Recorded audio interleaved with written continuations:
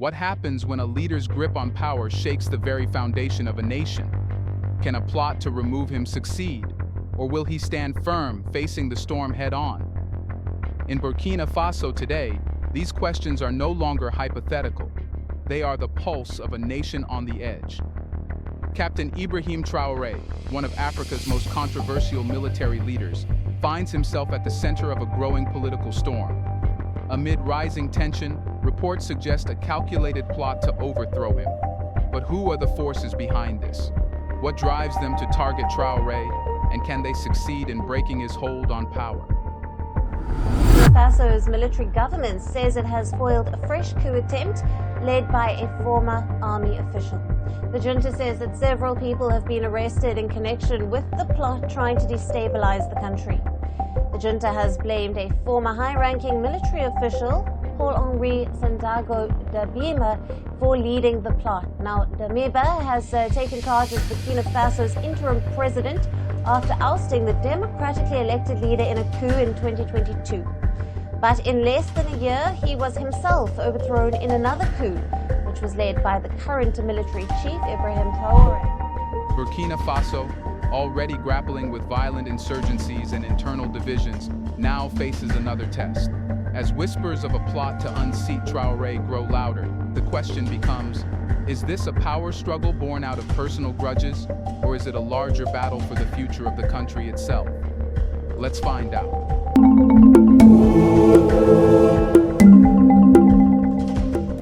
Burkina Faso's political landscape has never been more volatile. Reports have surfaced detailing an elaborate plot to overthrow Captain Ibrahim Traoré, a leader who, just months ago, rose to power through a dramatic coup.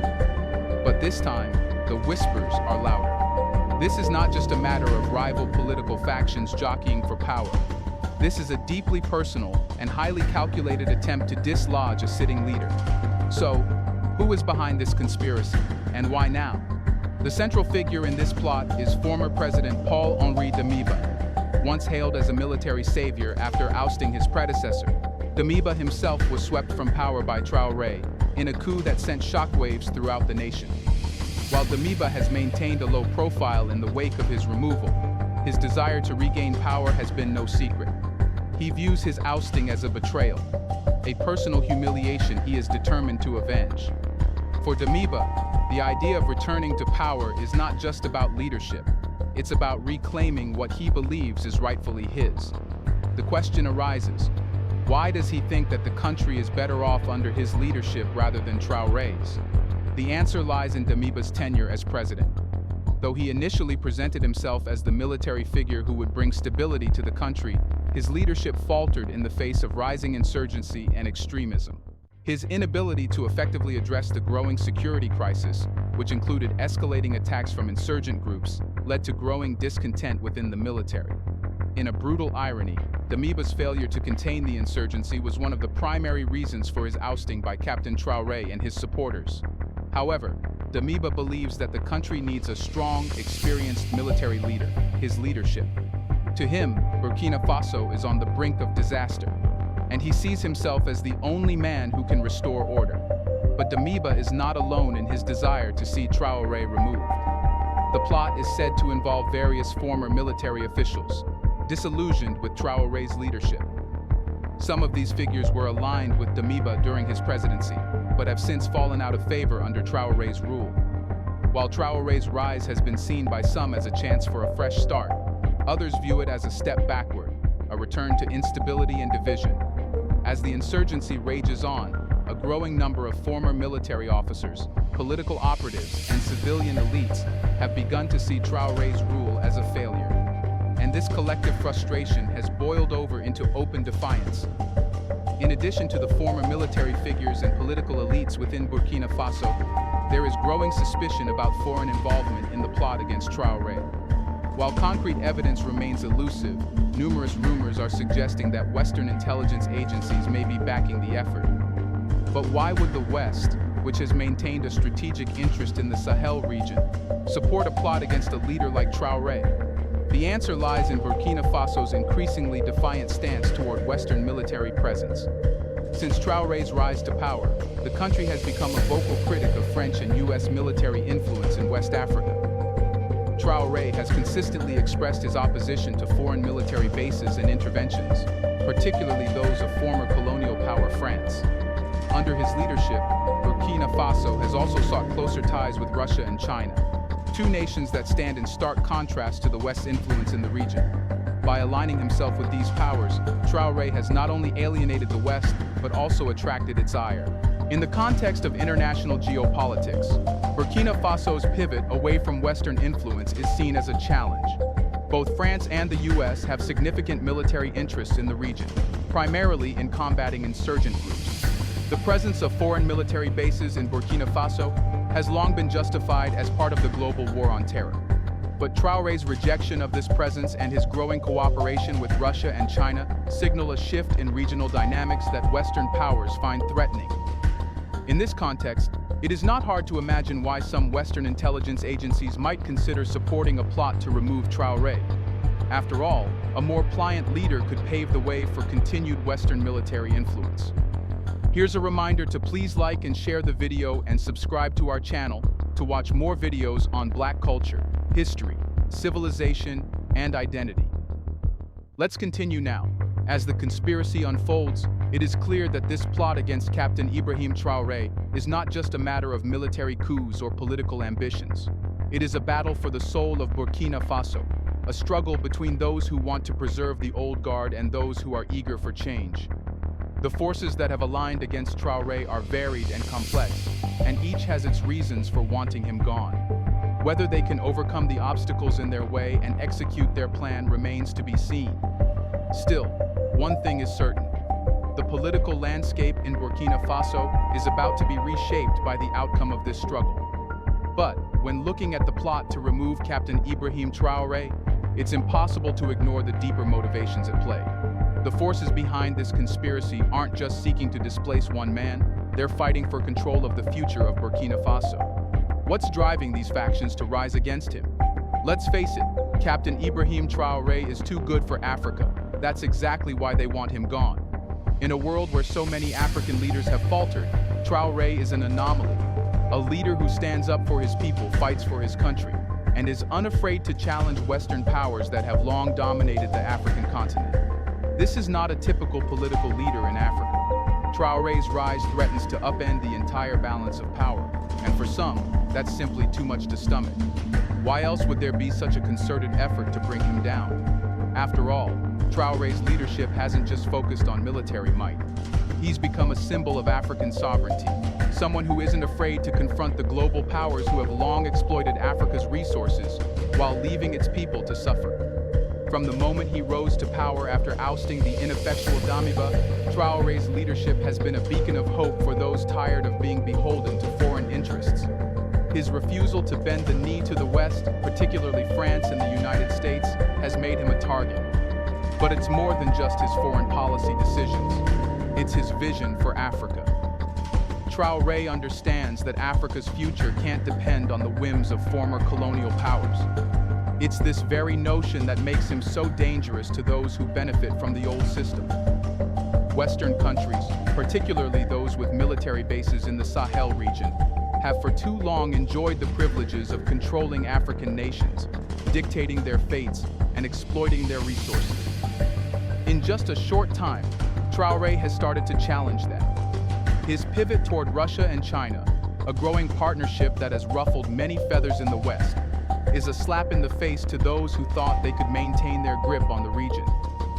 Some of the factions that want him gone are the same ones who have benefited from Africa's dependency on foreign powers. Former elites, military officials, and politicians who are too comfortable in the old system see Traoré as a threat to their power. They are part of the establishment that has thrived by keeping African nations weak, divided, and dependent on foreign aid. The idea of an African leader who puts the needs of his people above the interests of the West is unacceptable to them. These elites, who have enriched themselves by maintaining ties with Western powers, fear that Traoré's rise represents a shift they can't control, a shift toward true sovereignty for African nations. It's a shift that threatens their long-standing arrangements, Then there's the military, an institution that, while traditionally loyal, has always been fragmented. Some factions within the military see their interests threatened by Traoré's push for reform. Let's not forget that Traoré's rise came with the promise of military reform and reorganization. Some military leaders fear losing their power or influence under a new, more disciplined and streamlined command. For them, a leader who truly challenges the status quo and pushes for real changes in the military structure is a liability. These factions, while seemingly loyal, might easily be swayed by promises of power in a different regime. But it's not just about military leaders and political elites. It's about the unseen forces behind the scenes. Western powers who have long seen Burkina Faso as an important pawn in their military strategies are shaken by Traoré's defiance. His rejection of foreign military bases, particularly those of former colonial power France, has made him an enemy in Western capitals. They see his independence as a threat to their ability to control and influence African countries under the guise of counterinsurgency efforts. Burkina Faso's growing ties with Russia, a nation with its interest in the Sahel region, have only escalated these fears. Traoré is not just a leader of Burkina Faso. He represents a much larger movement across Africa, one where countries start to stand up to their former colonizers and seek alternative partnerships for growth and security. That's why they want him gone. These Western interests, along with the elites and military factions who feel their power slipping, are all rallying behind efforts to remove him. Traoré's refusal to conform to the expectations of Western powers has made him a beacon for others who are tired of being subjugated. The fear is that if Traoré succeeds in Burkina Faso, it will spark a wave of similar uprisings across the continent. And that's a nightmare scenario for those who have long enjoyed the status quo. It's not just about political differences. It's about the fact that Captain Ibrahim Traoré represents a new Africa, an Africa that refuses to accept the false promises of the West, that refuses to accept the manipulation and exploitation. He's the kind of leader who is willing to sacrifice his position for the betterment of his people. And that's something that hasn't been seen in Africa for far too long. That is why they want him gone, because they know that his success could ignite a fire for change across the continent, a fire that could burn away the chains of colonialism and neo-colonialism that have held Africa back for centuries. The plot against him isn't just about a single leader.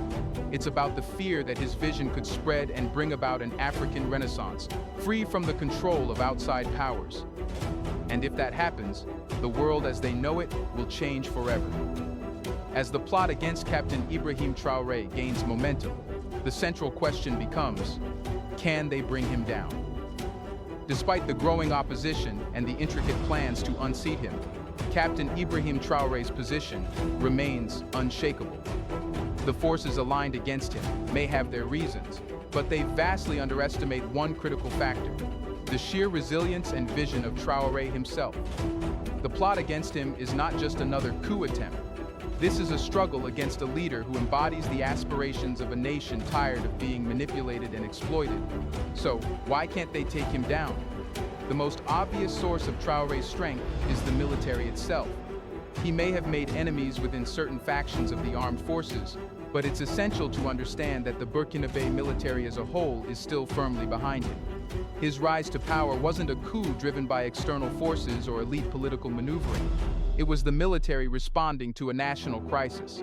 And as the country continues to face relentless insurgencies, who else do the military men trust but one of their own? The loyalty of the armed forces is no small matter. While there are a handful of officers who have become disillusioned with his leadership, the broader military remains firmly under Traoré's command. He was the figure who ousted the previous president, Paul-Henri Damiba, after all, when many felt the former leader was weak in the face of growing extremism. Traoré's military background, combined with his direct engagement with the challenges on the ground, has earned him trust and respect among those who fight on the front lines. Furthermore, the structure of the Burkinabe military favors loyalty and unity, values that Traoré understands deeply. While there may be disgruntled elements, they are the minority. Traoré's leadership has fostered a sense of national pride and purpose within the ranks, and those who still hold the power in the military aren't about to throw that away for the sake of a few disgruntled officers. The military might be fractured in some ways, but it's far from disloyal. Any attempt to topple him would have to contend with this unwavering force. If the plotters believe they can use the people's dissatisfaction to fuel their coup, they've misjudged the situation. Captain Ibrahim Traoré is not just the head of the military. He's become a symbol of resistance and hope for ordinary Burkinabe citizens. His stance on sovereignty, his rejection of foreign influence, and his determination to defend the nation against insurgent violence have made him a figure of admiration for many. The people who were once desperate for stability now see him as the leader who can deliver it.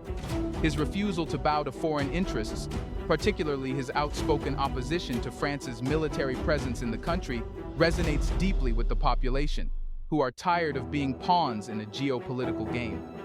Sure, Burkina Faso faces grave challenges. Insurgents wreak havoc, the economy is strained, and security is unstable. But the people understand that these issues can't be solved by returning to the old regime. They're not looking for a quick fix. They want a leader who will fight for the long-term interests of their country. They want a leader who will prioritize their security, their independence, and their dignity. And Traoré, with his resolute vision, embodies those qualities. It's easy for opponents to point to his failures in stabilizing the country, but it's far harder to convince the people to abandon him for another leader who has already proven incapable of facing the insurgency. The citizens of Burkina Faso understand that what they need now isn't a return to the status quo. They need a leader with the resolve to fight against both external pressures and internal instability. And right now, that leader is Ibrahim Traoré. What the plotters fail to recognize is that the global balance of power is shifting, and Traoré is strategically positioning Burkina Faso to take advantage of this change. While Western powers have long viewed Africa as a resource to be exploited, Traoré's pivot to Russia and China has created a new axis of influence in the region. By forging closer ties with these nations, Traoré is building a broader international coalition that can support Burkina Faso's sovereignty and security. This geopolitical shift is not just about making enemies in the West. It's about solidifying Burkina Faso's place in a changing world order. Western powers have been so entrenched in their dealings with African nations for decades that they fail to recognize how quickly the tides are changing. Russia and China, with their economic and military capabilities, have shown themselves to be more willing partners in empowering African nations to take control of their destiny. Traoré understands this, and his leadership reflects an awareness that Burkina Faso can't afford to continue living under the shadow of former colonial powers. The very fact that he's managed to shift the country's alliances in this direction only strengthens his position. The world is watching, and they see a man who is unafraid to make bold choices for his country. Yes, there are factions within the military, and yes, there are political elites who fear his reforms. But let's not forget that Traoré's leadership has been a direct response to the lack of true reform in the country's political system. Change is inherently disruptive. Any leader who attempts to move a country forward will face resistance from those who benefit from the old way of doing things. The elite who see their power slipping aren't just resisting Traoré, they're resisting the very idea of change itself. But what they fail to see is that the times are changing, and they're not in control of that shift. Traoré's ability to endure and adapt to the challenges of his leadership demonstrates his political acumen. His strength lies in his willingness to confront the forces that have long dictated Africa's fate. He's not some figurehead waiting to be toppled by political scheming or military coups. He's a leader with a vision, one that resonates with his people, and one that shakes the foundations of the old, corrupt system. In the end, those who wish to remove him fail to understand the fundamental truth. Traoré's rise is part of a much larger movement for African self-determination, and such a movement cannot be easily destroyed by a few plots, no matter how carefully laid. The people stand behind him. The military stands behind him. And with the world watching, his resolve grows stronger with each attempt to undermine him. They may try, but the forces aligned against him are no match for a leader who represents the future of Africa.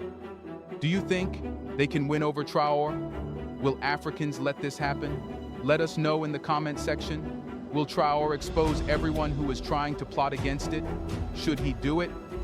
Do you want to watch more videos like this one? If so, subscribe to our channel and press the bell icon next to it. We have decided to bring videos on something nobody talks about: the Black culture, civilization, history, and evidence about how glorious blacks have been. Thanks for watching, and until the next video, stay tuned.